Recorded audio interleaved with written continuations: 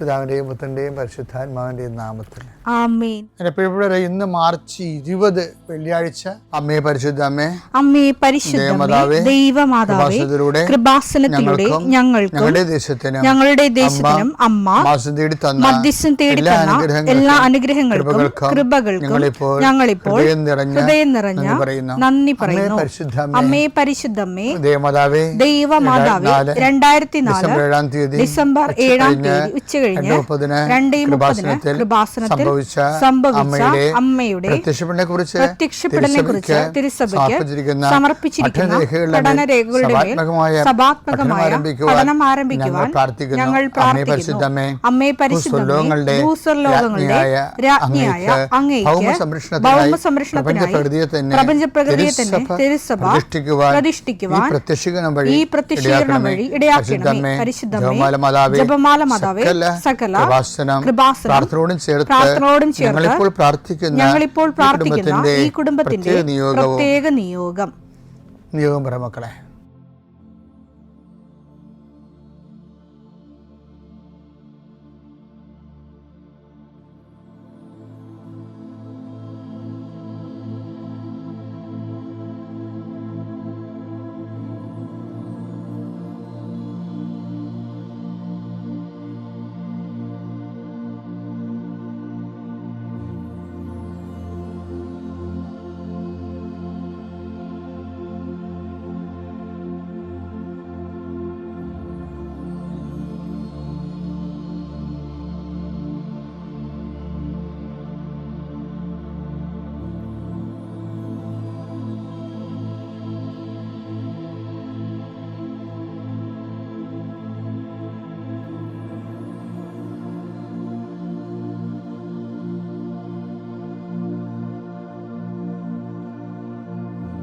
അമ്മയുടെ പ്രത്യക്ഷീകരണത്തിന്റെ ഈ അനുഗ്രഹവേളയിൽ ഞങ്ങൾക്ക് സാധിച്ചു തരുവാൻ കനിയണമേ.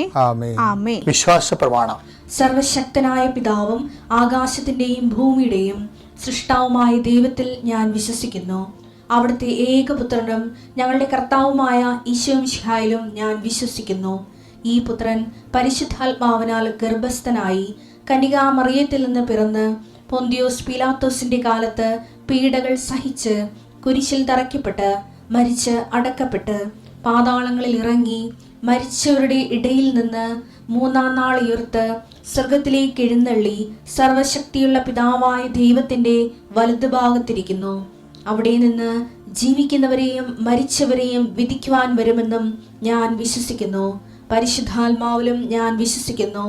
വിശുദ്ധ കത്തോലിക്കാ സഭയിലും പുണ്യവാന്മാരുടെ ഐക്യത്തിലും പാപങ്ങളുടെ മോചനത്തിലും ശരീരത്തിന്റെ ഉയർപ്പിലും നിത്യമായ ജീവിതത്തിലും ഞാൻ വിശ്വസിക്കുന്നു. ആമേൻ. സുഖസ്ഥനായ ഞങ്ങളുടെ പിതാവേ, അങ്ങയുടെ നാമം പൂജിതമാകണമേ. അങ്ങയുടെ രാജ്യം വരണമേ.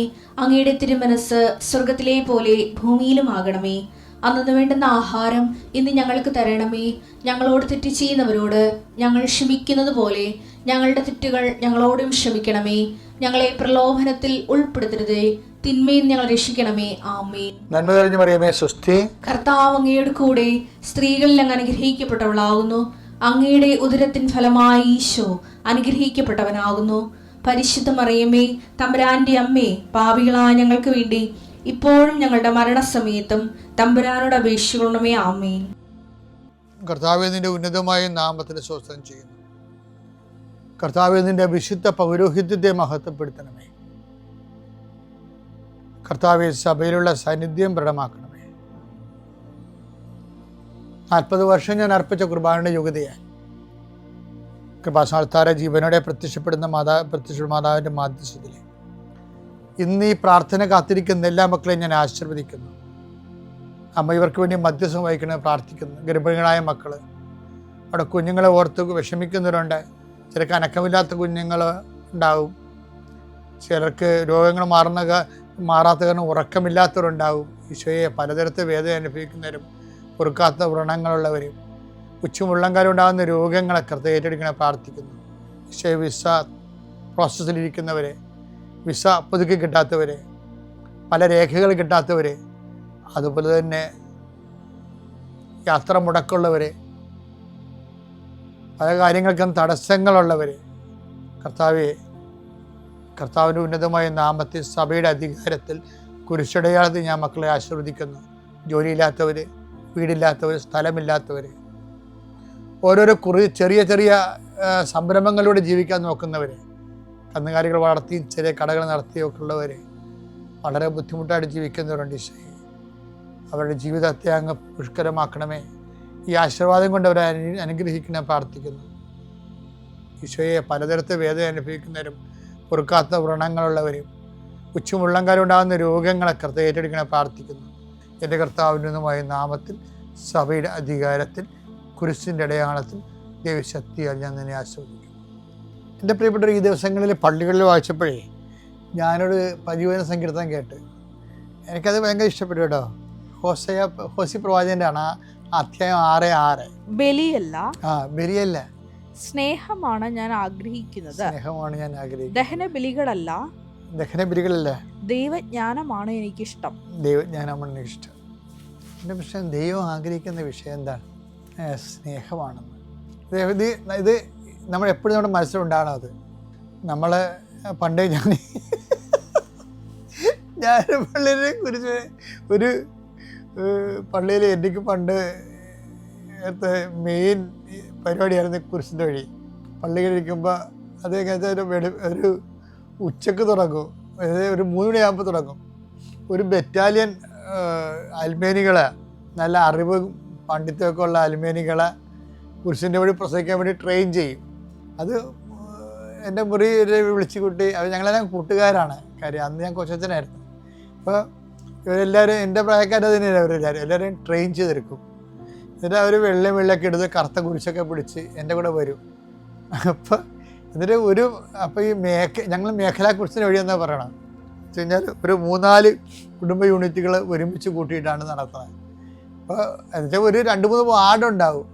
അപ്പോൾ ഈ വാർഡിലുള്ള ആൾക്കാരെല്ലാം കൂടി ഇതിൻ്റെ കൂടെ കൂടും. അത് അവസാനിക്കണമെന്ന് വെച്ച് കഴിഞ്ഞാൽ രാത്രി 2 മണിയാകുമ്പോഴൊക്കെയാണ് ഇത് അവസാനിക്കണത്. അപ്പോൾ വെള്ളവും പെട്രോമാക്സും ഇതെല്ലാം കേട്ട് ആൾക്കാരാണെങ്കിൽ വളരെ ഭക്തിയോടുകൂടെ ഇതെന്ന് വെച്ചാൽ ഇതിനെല്ലാം മധ്യസ്ഥ പ്രാർത്ഥന ഉള്ളത് കൊണ്ടും ഞാനിതൊക്കെ ഒരു മിഷനായിട്ടാണ് ചെയ്യേണ്ടത്. കർത്താവിൻ്റെ അടുത്ത് ആരാധനയ്ക്കും ഒറ്റക്കൊക്കെ നിർന്ന് എപ്പോഴും ഇതിൻ്റെ വിശദത്തിന് വേണ്ടി പ്രാർത്ഥിക്കും. നമ്മളെപ്പോഴും ചെയ്യുമ്പോഴേ നമുക്ക് ഒത്തിരി കാര്യങ്ങൾ ചെയ്യാൻ പറ്റും. പക്ഷേ എല്ലാം ഇങ്ങനെ ഫങ്ഷനായിട്ടാണ് ആൾക്കാർ ചെയ്യേണ്ടത്. ചില വീടുകളിലൊക്കെ ചെല്ലുമ്പോൾ കല്യാണത്തിനൊക്കെ ചെല്ലുമ്പോൾ നല്ലൊരു അഭിഷേകമായിരിക്കും അവിടെ. ചില വീട്ടിൽ ചെല്ലുമ്പോൾ നിറയത്തിൽ തമ്മിലിരിക്കും. എന്താ കാര്യത്തിൽ അവിടെ ആർക്കും അവരത് പ്രേയർ ചെയ്തല്ലേ ചെയ്യണം. അവരും മനുഷ്യന്മാർ ചെയ്യണ പോലെയൊക്കെ ചെയ്യും. സാധാരണഗതിയിൽ ഓരോരുത്തരുടെ കാര്യങ്ങൾക്ക് വേണ്ടി അവരങ്ങനെ ഇപ്പം തിരക്കൊക്കെ കാണിച്ച് അവരുടെ ലക്ഷ്യങ്ങളൊക്കെ വേറെ ആയിരിക്കും. ദൈവം പോലും ഉണ്ടാകത്തില്ല അവരുടെ ചിന്തയിൽ ആ കാലത്ത്. അതുകൊണ്ട് ആ വീടുകളൊക്കെ ചെല്ലുമ്പോൾ നമുക്ക് അറിയാൻ പറ്റും.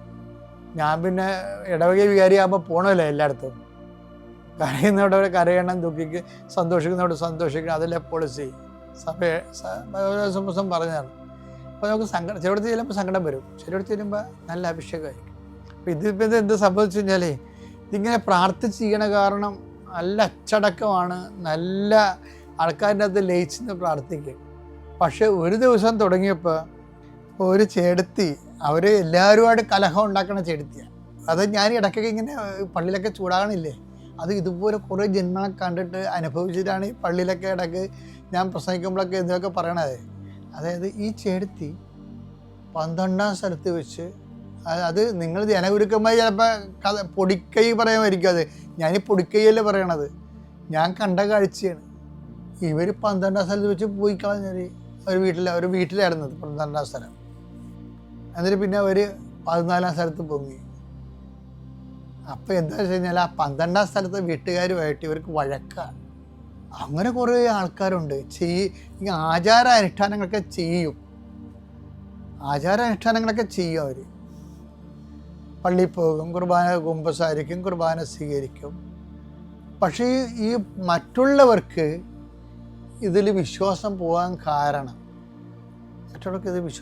കാരണം ഇത് പങ്കെടുക്കുന്ന ആൾക്കാരുടെ കാട്ടായങ്ങളാണത്. അത് നമ്മളെ വല്ലാത്ത രീതിയിൽ ആൾക്കാരെ വിശ്വാസം ഉള്ളവർ കാണിക്കുന്ന വിശ്വാസരാഹിത്യങ്ങൾ അത് നമുക്ക് ശരിക്കും ആത്മശോധന ചെയ്യേണ്ടതാണ് നോയമ്പ് കാലത്ത്.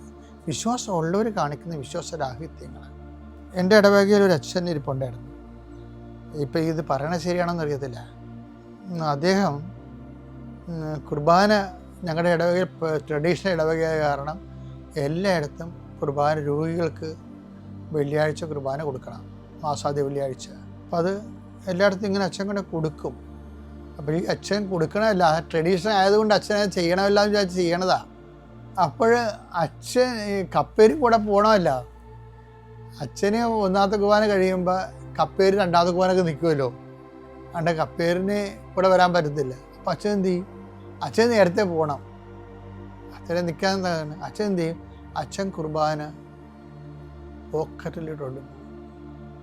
ആൾക്കാർക്ക് അറിയത്തില്ല ഈ കുർബാന ഇങ്ങനെ പോക്കറ്റിൽ ഇടുന്നുണ്ടോ എന്ന്.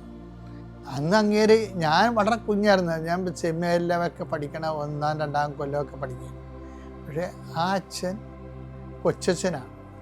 പക്ഷേ അത് നമ്മളെ കുർബാന കൊണ്ട് നെഞ്ചത്ത് വെച്ച് ഒരു മാല പോലെ ഒരു സംഭവം എടുത്തിട്ട് അതിൻ്റെ അകത്ത് കുർബാന അടക്കം ചെയ്തിട്ട് അത് നെഞ്ചത്ത് പൊത്തി വെച്ചിട്ട് കപ്പേര് മണിയടിച്ചിട്ടാണ് പോണത്. ഇപ്പം ഇന്ന് മണിയടിയുണ്ടോയെന്നൊന്നും നമുക്കറിയത്തില്ല പള്ളികളിൽ.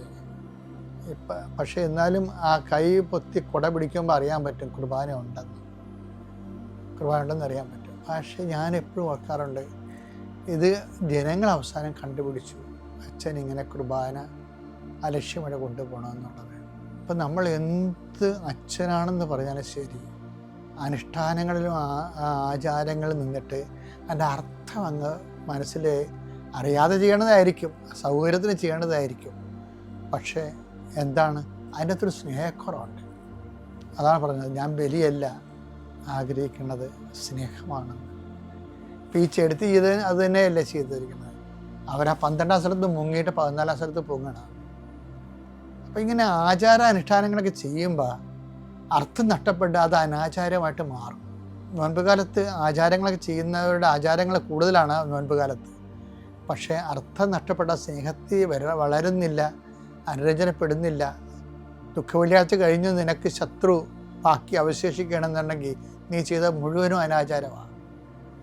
ദുഃഖവെള്ളിയാഴ്ച കഴിഞ്ഞു, പിതാവ് ഇവർ ചെയ്യുന്ന എന്തെന്ന് ഇവർ അറിയുന്നില്ല, ഇവരോട് ക്ഷമിക്കണമെന്ന് പറഞ്ഞതിന് ശേഷവും അതിൽ ആ നഗരി കാണിക്കലും, ചില പള്ളികളിലൊക്കെ നഗരി കാണിക്കലില്ലേ, എന്തോ ഒരു ഇടിയാണ് ആൾക്കാരവിടെ രൂപം മുത്താനൊക്കെ. പക്ഷേ അതിനുശേഷം ആ ശത്രുതയായിട്ട് നിൽക്കുന്നു. കർത്താവിൻ്റെ തിരുസ്വരൂപം മുത്താൻ വേണ്ടി ഇടിച്ച ആൾക്കാരുടെയും ശത്രുതയായിട്ട് തന്നെ നിൽക്കുന്നു. അപ്പോഴെന്താ പറ്റണത്? അർത്ഥം, ആചാരത്തിന് അർത്ഥം നഷ്ടപ്പെട്ട് അയാൾ കാണിച്ചത് അനാചാരമാണ്. അതുകൊണ്ടാണ് ദൈവതിരുസന്നിധി അസ്വീകാര്യമായി മാറുന്നത്. പ്രത്യേകം ശ്രദ്ധിക്കണം നോയമ്പ് കാലത്ത്. പിതാവിൻ്റെയും പുത്രൻ്റെയും പരിശുദ്ധാത്മാവിൻ്റെ നാമത്തിൽ.